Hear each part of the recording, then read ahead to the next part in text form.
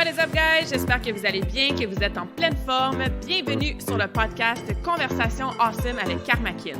A place where we speak Franglish, say the word awesome a lot, mais surtout un endroit d'inspiration et d'éducation pour vous aider à optimiser votre santé globale from the inside out.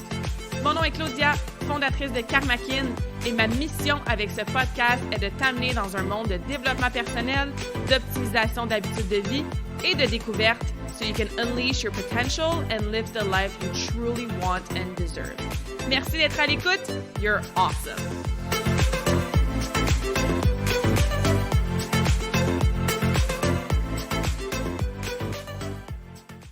What is up, guys? J'ai une conversation fascinante à vous partager aujourd'hui. Je reçois un invité qui s'appelle Manuel Constant et qui est synergologue de profession.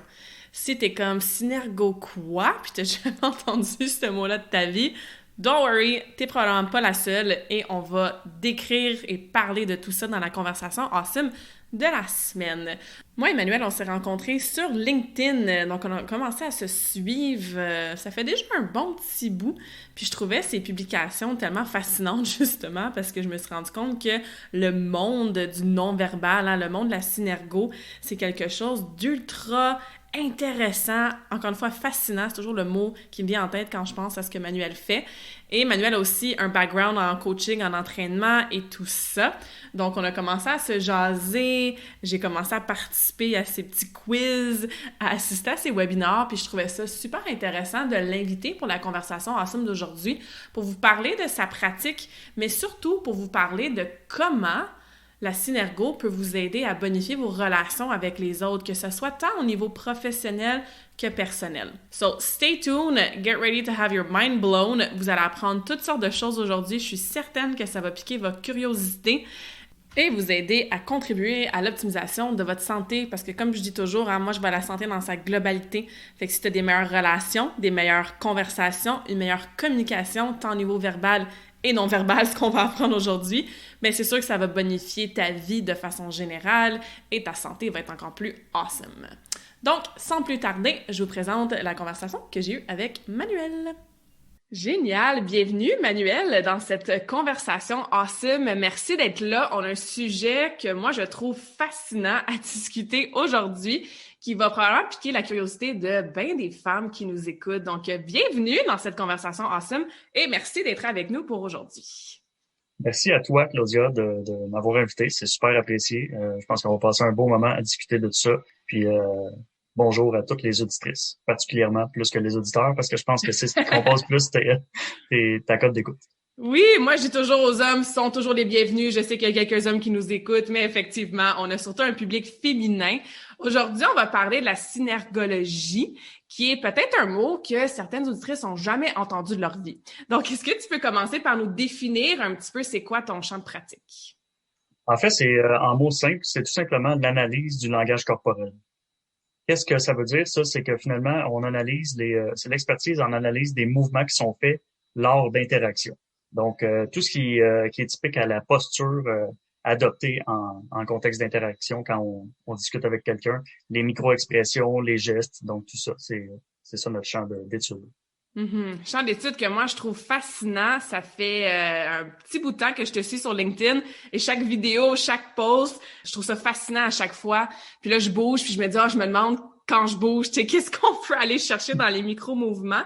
Donc, comment toi, tu aides spécifiquement les gens à utiliser cette passion-là, cette méthode-là dans leurs interventions, dans leurs relations avec les autres? Concrètement, ça peut ressembler à quoi?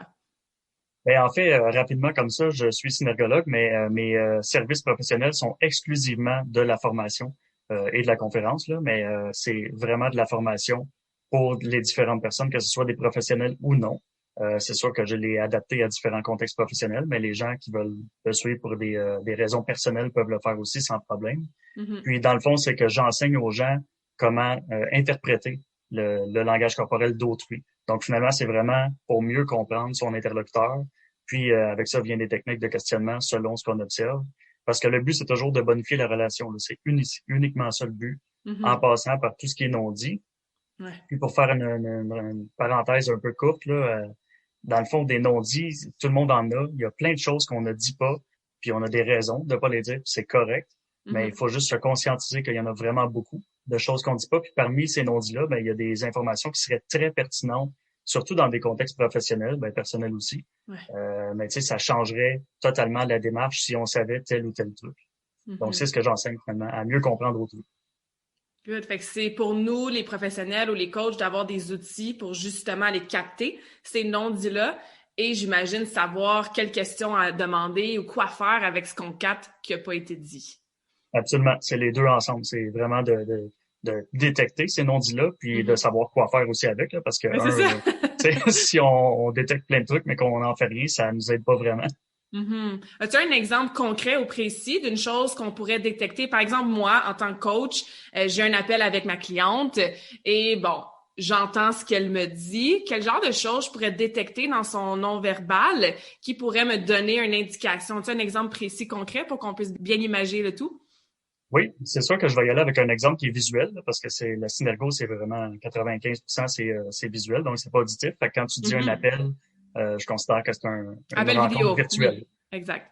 ou en présentiel idéalement un jour. Ouais, un jour. Mais pour avoir été anciennement entraîneur personnel pendant une dizaine d'années, ben, je comprends bien ta réalité. Fait que Mhm. je peux me permettre d'avoir des exemples concrets. Si, par exemple, je sais pas, quelqu'un a les yeux habituellement standards, qu'on va dire, il n'y a pas un œil plus gros que l'autre, puis un jour, ta cliente entre dans ton bureau, puis il y a un œil gauche plus petit, tu es censé être capable d'interpréter qu'il y a une forte possibilité que ce soit un stress émotif. OK. Là, dès que tu vois ça, ta cliente t'a pas rien dit du tout, puis tu sais déjà qu'il y a une forte probabilité de ça. C'est pas un jugement, là, c'est juste une théorie. Mhm. Et tu dois questionner pour la valider.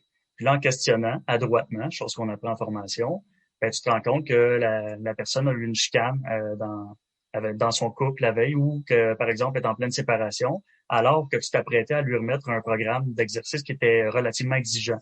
Ben, tu sais, Mhm. ce sera peut-être pas le temps de l'accabler de ça. C'est Puis ça. à travers un seul indice corporel qui était visible, observable concrètement, ben, tu as peut-être été chercher une info qu'elle t'aurait pas dit de toute façon. Ouais, c'est vraiment intéressant.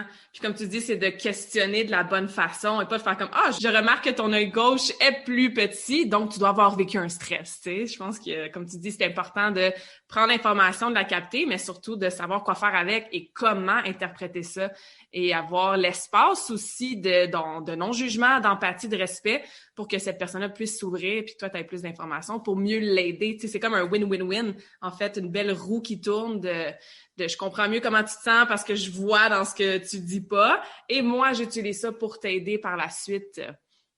Absolument. Je pourrais pas mieux dire que ça. En fait, moi, je fonctionne sur trois piliers. Ma démarche est composée en trois étapes. C'est la détection des non-dits, Mhm. l'instauration d'un climat de confiance, puis le questionnement adapté. Donc, il faut aussi, entre les deux, entre le repérage puis le questionnement, c'est d'instaurer un climat de confiance. Puis quand tout ça est fait de façon adroite, la personne s'en rend même pas compte. Puis tout ce qu'elle perçoit, cette personne-là, c'est que, oh mon Dieu, mon coach ou ma coach me comprend mieux que mon Mhm. conjoint ou que ma propre mère. Puis oui, effectivement, c'est le cas, parce que souvent, on comprend mieux les gens qu'eux-mêmes se comprennent. Ouais. Parce qu'il y a une notion super importante à comprendre là-dedans. Puis on est loin de l'ésotérisme, là, c'est quelque chose qui est réel. C'est que le corps manifeste toujours ce qui se passe à l'intérieur. Tout le temps, tout le temps, tout le temps. On peut pas faire mentir le corps. On peut faire mentir les paroles si on veut, mais Mhm. le corps va refléter comment on se sent. Puis, sachant ça, ça veut dire que ton corps, il va manifester à l'instant présent comment il se sent. Puis ta conscience est plus lente que Ouais. ton langage corporel. Ça veut dire que tu vas émettre des signaux avant de pouvoir en avoir conscience. Ça veut dire que la personne qui est formée, comme toi, par exemple, si tu es formé à la synergologie appliquée, tu vois des signaux corporels chez ton client, puis tu as conscience de ce qui se passe souvent avant ton client lui-même. C'est assez hallucinant, là. Ça veut dire que tu Mhm. as une longueur d'avance pour intervenir là-dessus. Ouais. Ouais, c'est vraiment, encore une fois, quand je pense à toi, Manuel, c'est tout le temps un mot fascinant qui me vient en tête. Et quelqu'un qui nous écoute puis qui est pas nécessairement coach ou qui a pas nécessairement besoin d'interviewer des gens, comment ça peut aider cette personne-là quand même à être sensibilisée à ces non-verbaux-là, à ces non-dits-là dans soit ses relations avec les autres ou même pour sa santé, parce que moi, je vois la santé dans sa globalité. Je veux dire, t'as beau faire, je dis toujours, t'as beau faire des squats puis manger des protéines, si t'as pas des relations qui sont saines, si entre tes deux oreilles, il y a beaucoup de stress, si, bref, il y a d'autres piliers dans ta santé qui sont pas équilibrés ou balancés, ben non, tu seras peut-être pas en santé optimale. Puis je trouve que justement, dans les relations avec les autres, ben ça fait partie d'un pilier qui va affecter notre santé. Fait que comment tu pourrais expliquer ou vulgariser des gens qui, comme je disais, sont peut-être pas des coachs ou qui ont peut-être pas besoin de ces outils-là dans leur vie professionnelle, comment ça peut les aider dans leur vie personnelle et ainsi optimiser leur santé à eux? C'est une question super intéressante. Faut déjà savoir qu'à la base, moi, enrichir les gens monétairement, ça m'intéresse pas du tout. Ça, pour moi, c'est une retombée, c'est un effet secondaire des relations qui sont bonifiées. Moi, ce qui m'intéresse, c'est d'outiller les gens pour qu'ils comprennent mieux autrui, leur interlocuteur, les gens qui les entourent, puis de bonifier leur relation, c'est-à-dire de mieux s'entendre avec tout le monde, parce que quand on comprend mieux les besoins des autres, on est plus en mesure d'y répondre, professionnellement ou pas. Mm-hmm. Donc, à travers ça, que ce soit personnel ou professionnel, il y a un gain, c'est sûr. Moi, ce qui m'intéresse dans la vie, c'est d'outiller les gens pour qu'il y ait un gain, puis qu'ils le transposent où ils veulent. Là. Parce que si on fait un parallèle avec l'anglais, par exemple, l'anglais qui peut être une langue seconde chez la plupart des gens ici, on apprend l'anglais de façon un peu robotique, mais tu sais, un coup que tu comprends le vocabulaire, que tu sais que dog, c'est chien, house, c'est maison, mais tu sais, 30 ans après, là, tu n'as plus besoin de poser la question. Quand quelqu'un parle anglais, ça fait longtemps que c'est déjà interprété dans ton cerveau, puis tu t'en sers. La synergo, c'est un peu pareil. Ça passe un peu par une analyse qui est un peu froide au début, là, les quelques premières semaines, là, mais ça s'installe assez rapidement. Puis vient un moment rapidement où tu décodes l'information. Puis ça, ben dans le fond, ça fait partie. C'est comme si tu portais des lunettes et tu voyais plus de choses. Fait que ce soit professionnellement ou personnellement, le gain est partout. Là, maintenant, si tu veux le rentabiliser dans ta profession parce que tu comprends mieux tes clients, tu les satisfais mieux, qu'est-ce que ça fait un client satisfait? Eh ben, ça revient chez vous. Ça en parle, ça casse les oreilles à tout son entourage que t'es donc bien donc bien bonne. Mais outre le plan professionnel, c'est sûr qu'un gain sur le plan personnel. Puis si on veut reprendre le même exemple concret que tantôt, l'œil gauche qui est plus petit, donc un stress émotif, ben tu rencontres un ami qui a justement habituellement les deux yeux égaux, grosso modo, là, puis là, un jour, elle a un œil gauche plus petit quand elle te rencontre, ben tu comprends qu'il y a quelque chose qui se passe dans sa vie. Tu vas y en parler avant même qu'elle t'en parle. Sinon, on pourrait nommer plein d'autres signes. Là. Je voulais juste un peu faire le parallèle, la part des choses en disant que c'est bon pour tous dans toute la vie, puis que c'est ça. Le plan personnel en profite autant, sinon plus que le plan professionnel. Oui, puis tu as mentionné un point intéressant aussi. Moi, je dis toujours le mot constance au niveau des habitudes. Puis au début, quand on se met à développer de nouvelles habitudes, ben c'est ça. Ça prend les stratégies, c'est un peu plus robotique, faut l'analyser, c'est à l'avant, dans le fond, de notre pensée, de notre conscient. Mais à un moment donné, ça se fait de façon automatique. Tu sais, moi, je dis toujours aux gens, t'as pas besoin de te convaincre le matin de te brosser les dents. T'as pas besoin d'avoir des stratégies, de te mettre un rappel dans ton téléphone, de te motiver à te dire, je vais me sentir tellement mieux après m'être brossé les dents. Ça se fait de façon automatique. Fait que ce que j'entends, c'est qu'au début, c'est ça, on a nos lunettes de Synergo, puis bon, c'est peut-être un peu plus nouveau comme pratique. Peut-être qu'on a besoin de justement ces stratégies-là, de garder en tête les choses, les connaissances qu'on apprend grâce à des formations que tu offres, par exemple. Mais après, c'est ça, c'est comme si on a toujours cette lunette-là, puis ça devient un automatisme de repérer ces signaux-là, parce que j'imagine qu'il doit en avoir vraiment beaucoup, là, des choses qu'on peut observer. Puis on va en parler tantôt, mais ouais, ça devient une espèce de constance, automatisme d'habitude, j'imagine. Oui, ça devient une seconde nature. En fait, c'est vraiment le parallèle le meilleur que je peux faire avec le langage comme une langue seconde. C'est qu'en fait, c'est un langage. Hein. Le body language, c'est un langage. C'est juste qu'il est visuel au lieu d'être auditif. Ouais. Mais c'est quand même la compréhension de ça, l'apprentissage de ça qui finit par être une seconde nature, comme une langue seconde devient par l'être aussi. Là. Puis même si on n'est pas aussi habile que quelqu'un qui a été élevé en anglais, par exemple, parce que c'est tout simplement une question de pratique, ben on peut très bien se débrouiller pour comprendre et se faire comprendre. Puis, la synergo, c'est un peu pareil, tu sais, les formations que j'offre, que les gens ne deviennent pas synergologues avec ça, parce que pour devenir synergologue, c'est un cursus académique de 3 ans, mais c'est une excellente base pour pouvoir se débrouiller très amplement dans sa vie. Oui, c'est vraiment intéressant. Comme tu dis, on utilise ça maintenant pour bonifier autant la vie personnelle que professionnelle. Génial. Il y a plusieurs mythes, je crois, et croyances que peut-être moi j'avais ou que j'ai déjà entendu. Fait que je voulais qu'on les démystifie un petit peu. Je pense que Quand je t'écoute faire des lives et des webinars, puis que tu mentionnes, par exemple, ah oui, la séduction, tu sais, l'espèce de bouger les cheveux par en arrière ou par en avant. Et là, quand je t'écoute, moi, je refais les mêmes choses parce que je me questionne, ah, est-ce que je fais ça, moi, dans telle situation? Fait que je pense qu'un mythe, des fois, ou une croyance qu'on peut avoir, c'est qu'on peut contrôler, justement, notre non-verbal. Puis on se dit, ah, si maintenant je sais que faire tel geste veut dire X, ben la prochaine fois que je vais être dans cette situation-là et que je veux démontrer au gars en avant de moi que je veux donc séduire, ben je vais me forcer à contrôler que je m'envoie les cheveux par en arrière, tu sais. Mais c'est pas tout à fait comme ça que ça fonctionne. Donc, est-ce qu'effectivement c'est un mythe de penser qu'on peut contrôler notre non-verbal? OK. Ben, excellente question, Claudia. J'adore ça, cette question-là, parce qu'en fait, c'est effectivement un mythe. Il faut savoir que dans le fond, pour que ça fonctionne, ça doit être intégré de manière à ce que justement ça se fasse de façon naturelle, comme on a dit un peu dans les dernières minutes. Si on applique ça de façon robotique, ça fonctionne pas pour la simple et bonne raison que dès l'instant où je pense à qu'est-ce que je vais faire, comment je vais me placer, me positionner, si je suis en train de me dire justement, ah, je veux démontrer à mon interlocuteur que quand j'envoie mes cheveux en avant à gauche, c'est de la séduction, ben si je suis en train de penser à ça, c'est que je suis pas en train d'être présente dans la relation. Je suis pas dans l'attention ni dans la présence. Puis ça, l'autre personne en face de soi, l'interlocuteur, le détecte. On a tous un seuil d'excellence en langage corporel, là, sinon on pourrait pas exister en termes de société. Et on doit savoir comment les gens se positionnent par rapport à nous. C'est juste qu'évidemment, quand on se forme en synergologie de façon adéquate, on gagne un edge, si on veut, on devient vraiment upgradé à ce niveau-là, mais on est quand même déjà tous excellents. Puis donc c'est ça, les gens, quand tu les écoutes plus, que ce soit un simple mouvement une direction du regard qui s'en va ailleurs pendant une seconde, les gens savent déjà que tu n'es plus là.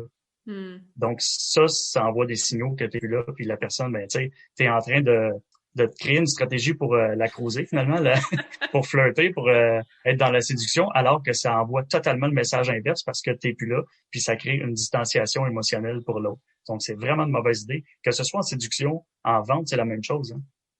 Je vais me placer de telle manière pour que mon argumentaire passe mieux. Ça passe pas, ça fonctionne pas. Puis pour continuer dans le volet de contrôler son body language, c'est que non seulement c'est totalement inefficace, voire contre-productif, mais en plus, c'est presque impossible parce que tous les trucs que tu vas retenir vont apparaître ailleurs.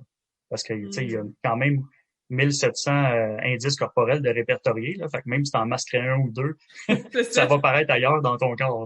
Mhm.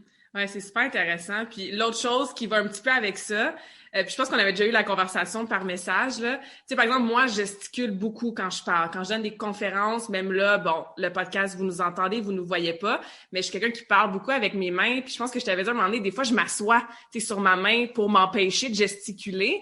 Est-ce que, tu sais, puis mes questions, c'était est-ce que c'est mauvais? Est-ce que je devrais faire attention de pas gesticuler autant? Et on avait une super belle conversation qui va un peu dans le même sens de ce que tu viens de dire, que dès que tu essaies de contrôler ton non-verbal, ben, il y a une espèce de naturel qui est plus là, dans ton énergie, dans ta façon de faire transmettre ton message.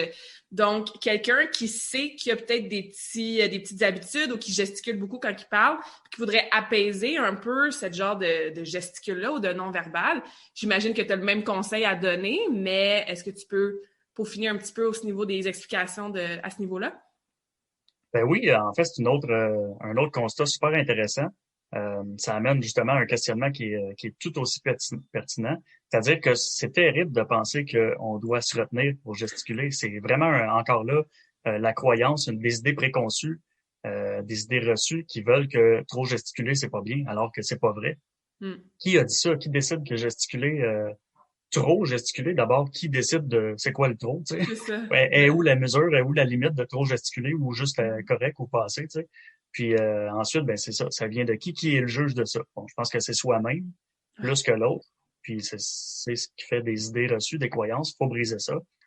Où je m'en allais avec ça, ben je vais faire l'exercice avec les auditeurs, auditrices qui nous écoutent. Faites l'exercice suivant. Fermez-vous les yeux maintenant. Imaginez-vous être en train de dialoguer avec quelqu'un, puis vous avez les bras croisés. Vous savez, dans votre tête, vous pensez qu'avoir les bras croisés, c'est typique, c'est significatif d'une fermeture. Ouais. Gardez les yeux fermés. Imaginez-vous vous décroiser les bras pour cette raison-là, pour pas être mal perçu. Où se trouvent vos mains maintenant? La réponse est probablement que vous allez être mal à l'aise parce que vous allez venir pour les mettre dans vos poches. Vous allez faire « Oh non, pas dans les poches ». Vous allez vous les mettre dans le dos. « Oh non, pas dans le dos non plus ». Vous allez Sur vous les les croiser hanches. en Oh non, avant. je suis Vous trop allez... Oui, c'est autoritaire. exactement. Fait qu'il y aura rien de correct.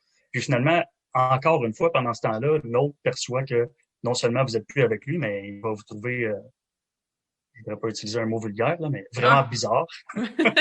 Donc, tu sais, c'est awkward. Là. Mhm.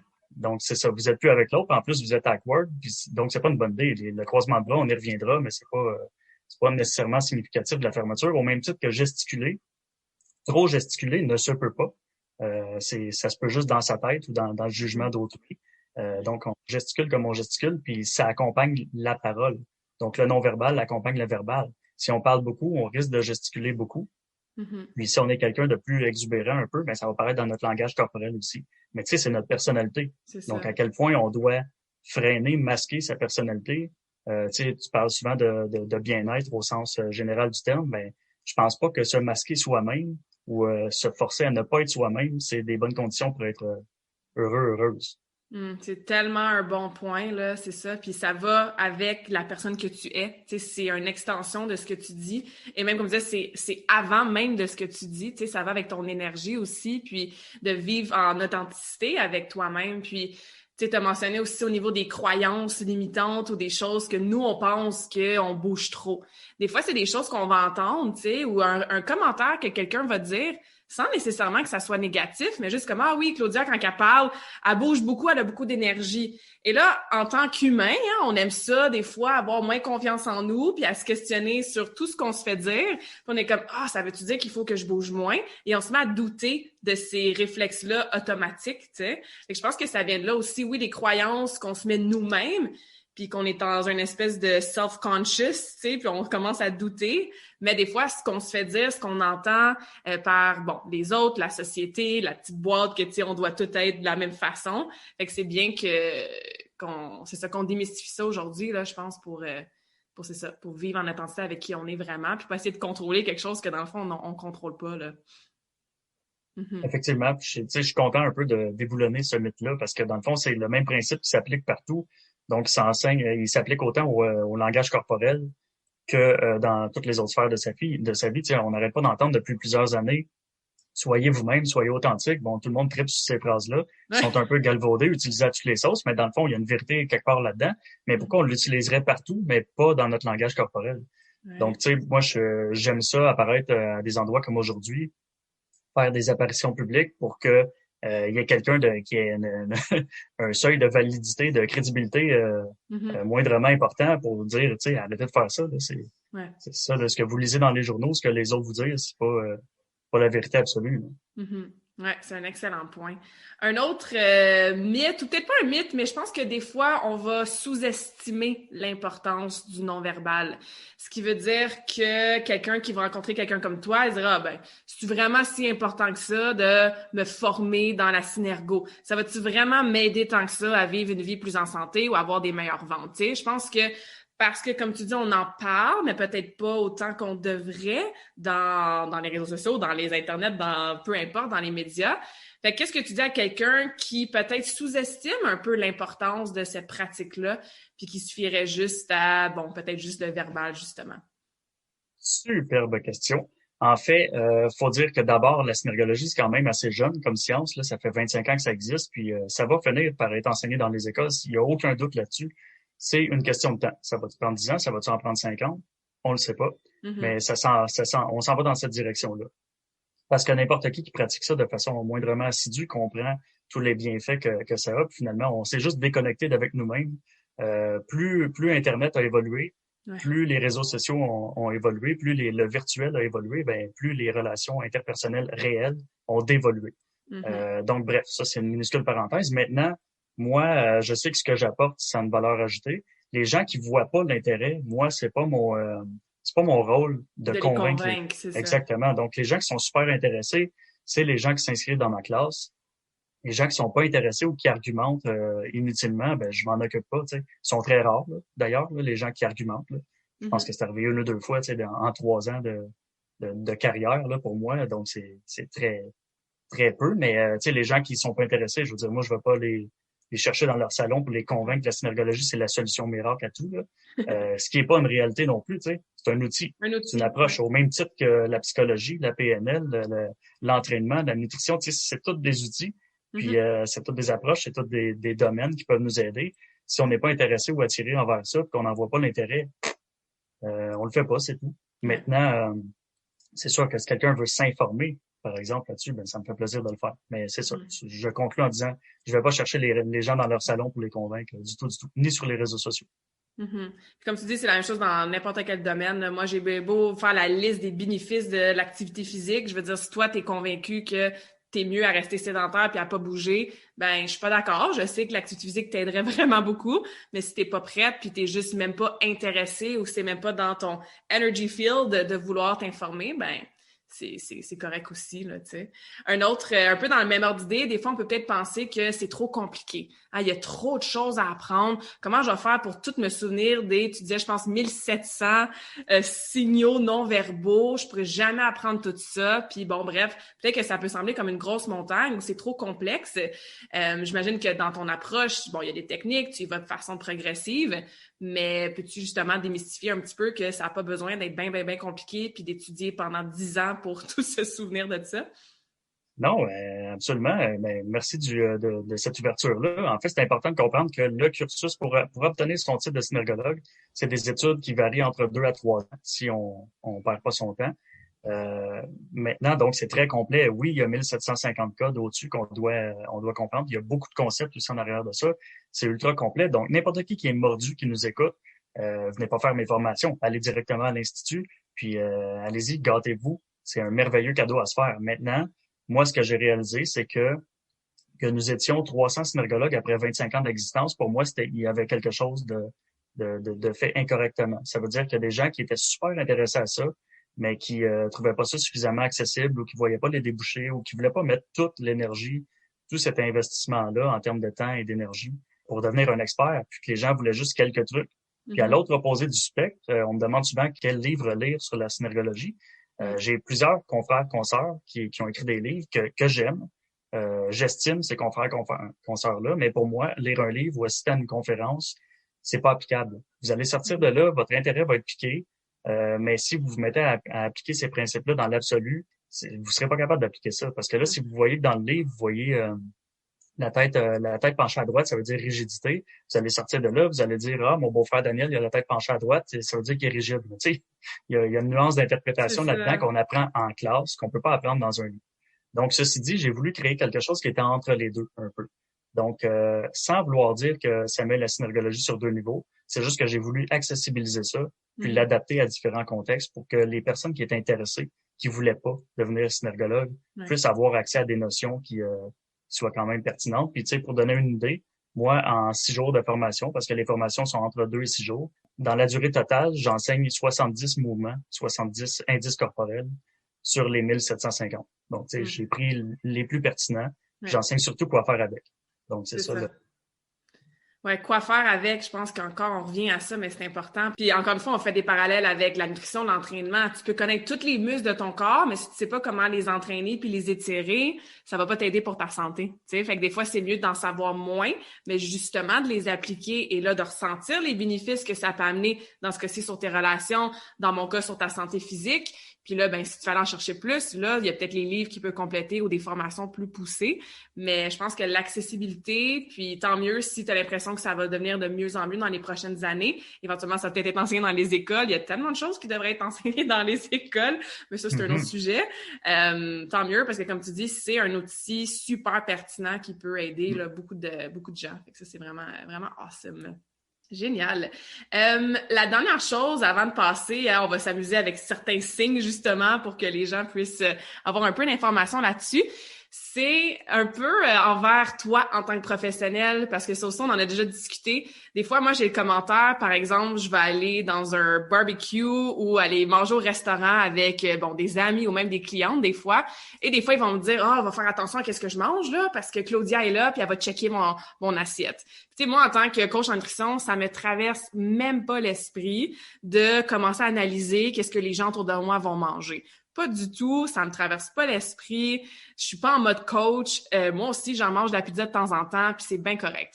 Et je pense que pour l'avoir lu dans certains posts sur LinkedIn, et même moi, pour avoir eu cette réflexion-là, j'imagine que souvent, tu dois faire dire « Ah, Manuel, il doit analyser tous mes micro-mouvements en ce moment. Justement, il faut que je fasse attention ou je suis stressée de savoir qu'est-ce qu'il pense de mes signaux non-verbaux. » Fait que c'est pas nécessairement un mythe, mais j'imagine que ça doit t'arriver. Puis, qu'est-ce que tu réponds à ces gens-là, des fois, qui sont peut-être stressés de justement discuter avec toi ou qui ont ces idées préconçues-là que tu vas être en train de les analyser?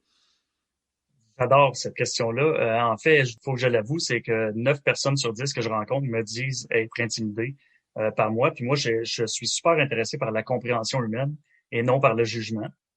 Puis j'ai réalisé quelque chose dans la vie là, au cours, au fil du temps, avec les nombreuses études, c'est qu'à un moment donné, j'ai réalisé que la différence entre la compréhension et le jugement, c'est pas un continuum, c'est une switch on-off. Parce que dès que tu juges, dès que tu as un jugement sur une idée ou une personne ou un propos, tu peux plus comprendre parce que tu es arrêté dans ton jugement. Donc, il n'y a pas de continuum, là, c'est un ou l'autre. À l'inverse, quand tu comprends, quand tu te permets de comprendre vraiment quelqu'un, puis tu es dans l'accueil, puis la réceptivité, puis la compréhension, ben tu n'en as plus de jugement. Donc, c'est un ou l'autre. Dès qu'un apparaît, l'autre disparaît. Puis, ben déjà, à la base, je dis aux gens que moi, ce qui m'intéresse, c'est comprendre autrui. J'en ai fait un métier. J'enseigne aux gens comment faire ça, mais moi, mon dada à moi, ma passion à moi, c'est comprendre autrui, au-delà de l'enseigner. Donc, je fais de moins en moins dans le jugement. Moi, je vise Jésus, là.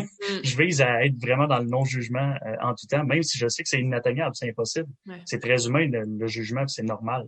Sauf que j'essaie de l'enlever. Donc, déjà là, ça enlève beaucoup de barrières. Mm-hmm. L'autre chose que je dis souvent aussi, c'est que quand les gens arrivent dans ma classe, je leur dis, tu sais, là, je sais que je vous intimide, je me le fais dire souvent. Là, je passe pour le méchant monsieur là, qui voit à travers Avec votre sa cerveau. loupe. Puis, ouais, c'est ça, tu sais. Je lis dans vos pensées, mais considérez que plus les heures vont avancer avec vous, plus dans ma classe, je vais vous enseigner comment analyser autrui. Puis la personne qui va devenir votre sujet d'étude favori risque d'être moi, C'est ça. plus les heures vont avancer. Fait que, tu sais, vous comprenez que dans 2 jours, dans 4 jours, dans 6 jours, c'est moi là, qui est toujours en avant puis qui doit assumer qui je suis parce que vous allez voir un paquet de trucs sur moi aussi. Mm-hmm. Donc là, les gens en classe font vraiment comme OK, tu sais, ça enlève une énorme pression. Puis je leur dis, en plus de ça, moi, j'ai un contenu à livrer. Là, je peux pas être en mode analyse pour analyser 10 personnes en avant de moi. Tu sais, oui, je vois des trucs, mais il faut que je sois performant quand même dans mon enseignement. Donc, Mm-hmm. vous allez vous gâter beaucoup plus que moi, finalement, pour analyser.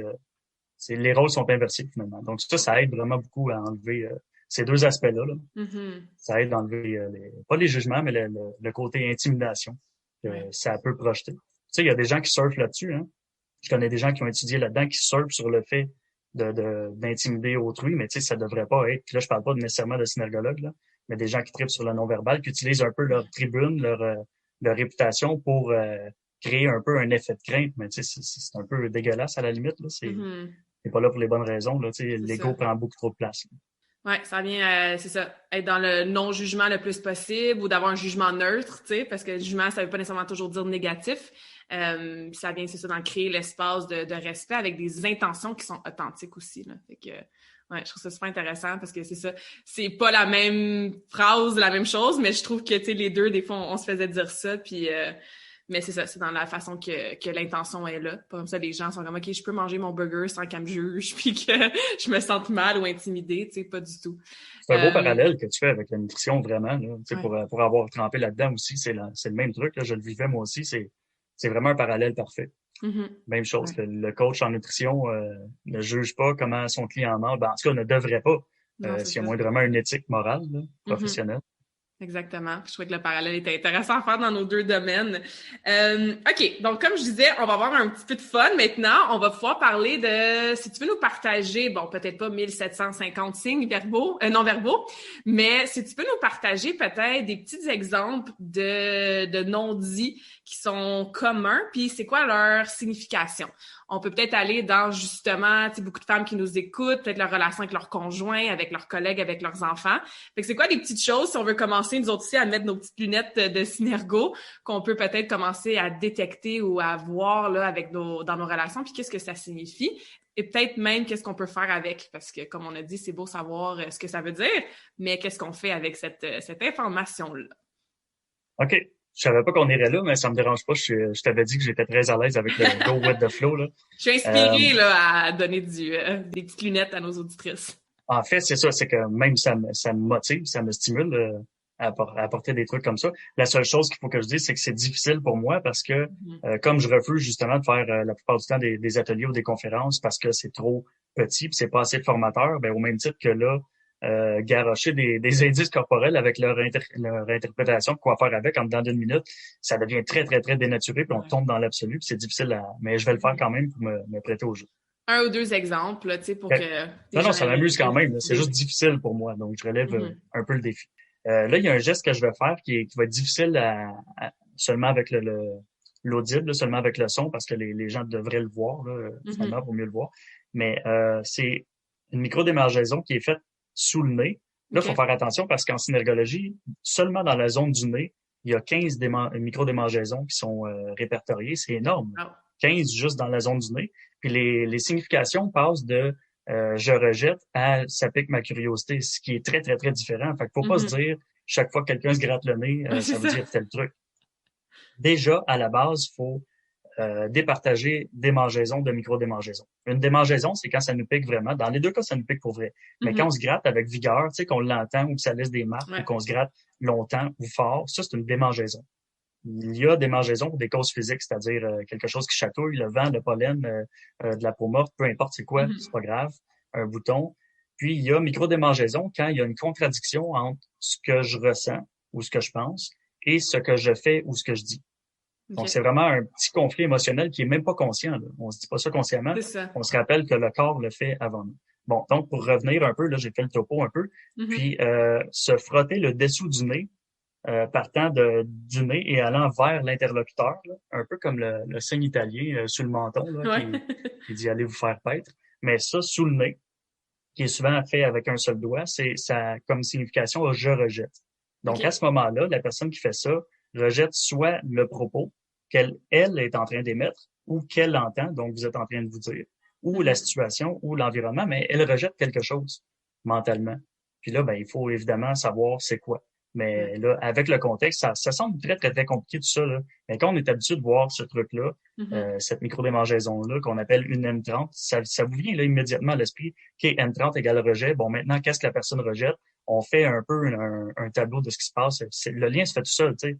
C'est soit par rapport à ce que je viens de dire ou que la personne est en train de dire le plus souvent. Puis là, bien évidemment, si vous êtes en train de parler, la personne fait ça, mais on comprend que la plupart du temps, c'est que la personne rejette inconsciemment les propos que vous êtes en train d'apporter. Fait que si la Fait que mère là, a dit si à on son est, enfant, va nettoyer ta chambre, puis que là, l'enfant fait ça, on ouais, peut exact. penser que non, je rejette. Ou tu sais, dans un couple, je veux dire, t'es en couple, t'es en train de parler d'un sujet difficile, puis la personne fait ça, ben là, tu comprends qu'il y a quelque chose qui est difficile alentour il y a un petit noyau, là, il y a un nœud à défaire là. Mhm. Même chose dans le coaching, tu sais, si je sais pas, ça va super bien avec ta cliente, puis là, tu arrives au paiement, puis que là, la cliente te fait ce signe-là, ben là, tu comprends qu'il y a quelque chose qui la Ouais. dérange dans le paiement. Donc, est-ce que c'est le prix qui est trop haut? Est-ce que c'est la modalité de paiement? Est-ce Mhm. qu'il y aurait une autre approche qui serait mieux pour elle? Tu sais, c'est un paquet de trucs que tu peux Ouais. mais imagine si on n'a pas ces indices-là, combien on perd d'opportunités d'amélioration dans la vie. C'est fou, Mhm. là. Ouais, vraiment. Donc ça, c'en était un. C'était Ouais, long, j'adore ça. Très mettre la cool. table, mais il était Mhm. important quand même. Mhm. Good. Pour... Un autre plus rapide un peu. La position sur la chaise, la manière dont on adopte une position sur la chaise, oui, des fois c'est avoir mal au dos, oui, il y a ci, oui, il y a ça, mais la plupart du temps, c'est ce qui est intéressant, c'est pourquoi la personne change de position à ce moment-là. Et OK. ça, c'est très difficile à manquer comme mouvement parce que c'est énorme. On parle Mhm. pas d'un demi-clignement d'œil, là, on parle du buste au complet qui se déplace sur la chaise. Quand la personne s'en va en arrière, à sa gauche, sur la chaise, c'est significatif de fuite. Donc, la personne, à ce moment-là, désire fuir soit vous, soit la situation, la conversation, ou soit l'environnement. Mais il y a un désir de fuir inconscient à ce moment-là. Encore une fois, super important, que ce soit en couple ou professionnellement parlant. Ouais. Même chose, ton client à qui tu es en train de t'aborder la modalité des paiements, puis il y a une fuite là, whoop, tu comprends qu'il faut que tu fasses quelque chose parce que tu es en train de le Mhm. perdre. Puis personnellement, dans le couple, tu es en train de parler de quelque chose, puis la personne s'en va en position de fuite, tu es encore une fois en train de la perdre. Donc là, évidemment, c'est pas du 100%. Il faut nuancer ça, mais rapidement, dans l'absolu, c'est deux beaux gros signes. Un peu Good. négatifs, les deux. Ouais. As-tu un signe positif? Mettons, si on en fait un dernier, un troisième. Mhm. Ben, signe super positif, je vais dans les mêmes approches parce que je vais en donner deux pour les mêmes trucs. On reste dans la position de chaise, la position qui est vers l'avant, donc vers vous. L'interlocuteur se penche vers vous, ni à droite ni à gauche, seulement au centre. C'est une position d'intérêt. Donc, maintenant qu'on le sait, on trouve ça évident. Mais c'est ce que fait la synergo, c'est souvent ça rationalise l'intuition. Donc, une Ouais. personne qui est dirigée vers vous en position assise, position d'intérêt, immédiatement. Mm. Il y a personne qui ne sera pas intéressé qui va rester dans cette position-là. Maintenant, pour retourner dans les micro-démangeaisons du nez, sur le Mhm. bout du nez, se gratter légèrement le bout du nez, voire plus se frotter que se gratter. Là. Ouais. Ça signifie que la personne est intéressée, elle est curieuse. Elle OK. veut en savoir plus. Donc, gardons les mêmes concepts. Tu parles encore de paiement avec ton client, puis la personne se gratte le bout du nez, sa micro-démange se frotte le bout du nez très rapidement. Ben là, la personne, elle va en savoir plus. Tu sais. Elle veut savoir Mhm. comment elle peut payer, comment ci, comment ça. Ouais. Puis même chose dans le couple. Donc, ça se transpose partout, c'est les mêmes signaux partout. Mhm. Ouais, c'est vraiment intéressant. Puis, une chose qui est, bon, peut-être pas un mythe, mais je pense qu'il est important de parler, c'est que c'est ça, des fois, on a nos propres intuitions ou nos propres perceptions pour toutes sortes de raisons. Peut-être qu'on a déjà une conversation avec quelqu'un qui a été très, très agité, puis pendant cette conversation-là, cette personne-là était dans telle position. Donc, nous, on associe telle position égale cette personne est agitée. Je pense que, puis ça aussi, des fois, j'adore ça sur LinkedIn, tu nous mets des petits clips de vidéos. Ah, qu'est-ce que vous pensez que tel mouvement signifie? Et là, tu regardes les commentaires et les gens, souvent, vont dire des choses très, très, très variées. Ah, moi, je pense que ça veut dire qu'elle est ennuyée. Moi, je pense qu'elle est stressée. Moi, je pense qu'elle rejette. Tu sais, il y a tellement de différentes interprétations, tu sais. Fait que je pense que souvent, on a nos propres lunettes selon nos expériences dans le passé ou des choses qu'on se fait dire qui sont peut-être plus flagrantes, comme quand je m'incline vers l'avant, je montre que je suis intéressée. Mais je pense que c'est là qu'on rappelle d'où la pertinence de se former, au moins, ou d'aller chercher la bonne information, tu sais. Mhm. J'aime ça que tu parles en fait des publications parce que c'est dans le fond le but de l'exercice, moi, c'était de quand je faisais ça, c'était vraiment de cibler à quel point il y avait des divergences d'opinion parce que je C'est sais que ça. tout le monde est bon, tout le monde excelle quand même dans le body language ou à peu près. Là. On a tous une bonne base. Mais là, j'ai constaté que c'était pire que ce que je pensais parce que là, je veux dire, sur 100 personnes différentes, il y avait 80 explications différentes. Wow, là, on a un méchant problème. Là. Mhm. Ça veut dire qu'il y a personne qui interprète de la même façon. Ouais. Puis, donc, c'est ça. C'est oui. Moi, j'ai toujours pensé que je performais avec le non-verbal. C'était le cas aussi. Mais j'ai quand même constaté en me formant qu'il y avait certains trucs que je pensais jamais que ça voulait dire ça. Mm. Donc, quand je dis rationaliser l'intuition, là, tu sais, des fois, on est dans la mauvaise interprétation. Puis la synergo, ça nous aide des fois à se remettre un pied un petit peu plus objectif, faire comme, oh, OK, ça voulait pas dire ça du tout finalement. Puis Mhm. je faisais une mauvaise association. Là. Ouais. Puis, je pense que ça vient de où, justement, peut-être ces mauvaises associations-là? Bon, j'ai mentionné peut-être qu'on vit des situations, puis on associe un non-verbal à la situation qu'on a vécue selon notre perception personnelle. Y a-t-il d'autres raisons ou facteurs pourquoi on a ces idées préconçues-là de tel mouvement égale telle chose, puis dans le fond, c'est pas ça pantoute? En fait, ça peut juste être théorique, là, parce qu'il n'y a pas vraiment d'études scientifiques, je pense, qui ciblent ça en neurosciences. Mais je pense que c'est vraiment, ça fait partie du vécu de la personne. Puis justement, il y a des associations qui se font. Mhm. Les biais cognitifs, là, ils sont nombreux. Dans la vie, il n'y en a pas juste trois, quatre, là, contrairement à ce qui se promène sur les réseaux sociaux et Ouais. sur Google. Là. C'est bien populaire comme sujet, mais c'est assez complexe comment le cerveau fonctionne. Puis on Mhm. fait un millier d'associations qui n'ont pas rapport comme ça dans la vie. C'est ça. Mais ça nous aide à survivre, sauf que dans un autre côté, ça nous biaise. Puis donc, ça peut venir de n'importe où de ce qu'on a associé, mais je pense plus objectivement que c'est sûr que quand on cible quelque chose de précis, les gens, quand ils ont un contexte entier dans lequel ils sont, ça veut dire que quand tu parles à ton ami, là, tu peux deviner à peu près qu'est-ce qui se passe. Mais quand on isole des variables, que moi, je pose une question ciblée sur un réseau social, puis là, je dis, bon, ben, tel truc, qu'est-ce que vous pensez que ça veut dire? On dirait que là, les gens perdent totalement la notion du contexte, puis là, ils savent Ouais. plus ce que ça veut dire indépendamment du contexte. Puis c'est là, je pense il y a un petit crash. Puis c'est ce que permet un peu la synergo, c'est que oui, parfois ça rationalise ce qu'on sait déjà, mais parfois un seul petit signal, un peu comme l'œil gauche tantôt, qui était plus petit, ça nous permet d'avoir une longueur d'avance sur l'autre pour Mhm. mieux interagir, intervenir avec. Mhm. Encore une fois, c'est fascinant tout ça. Est-ce que tu avais d'autres choses que tu voulais partager en guise de petites conclusions? On a parlé de beaucoup de choses. Je pense que chaque personne qui nous écoute en ce moment va se mettre à analyser, à essayer d'analyser du moins leur propre non-verbal et peut-être le non-verbal des autres personnes sans justement savoir spécifiquement ce que ça signifie. Donc, je pense qu'on a amené beaucoup d'informations pertinentes pour les gens. Mais est-ce qu'il y a autre chose que tu voulais partager avant qu'on conclue notre conversation? Non, juste dire que ma compagnie s'appelle Synergo, SYNER, trait d'union GO. Je vais pas me mettre à sortir le paquet de places où j'existe, là. Tapez ça si vous êtes intéressé, puis vous allez me trouver assez rapidement. Parce que, pas pour vendre l'information, mais parce que j'aime interagir avec les gens. Puis je trouve ça important, moi, d'évangéliser un peu la synergologie parce que la job de marketing a pas été si bien faite que ça jusqu'à date. Puis je me permets de faire connaître ça aux gens. Oui, absolument. Je vais mettre ça dans les notes du podcast, mais je vous encourage fortement à connecter avec Manuel sur LinkedIn. C'est là que nous, on s'est rencontrés avec des posts toujours qui nous amènent des bonnes interrogations puis des belles connaissances, des beaux apprentissages. Donc, merci beaucoup, Manuel, pour ton temps aujourd'hui. Encore une fois, je pense que ça a été très fascinant et intéressant pour moi, mais aussi pour nos auditrices.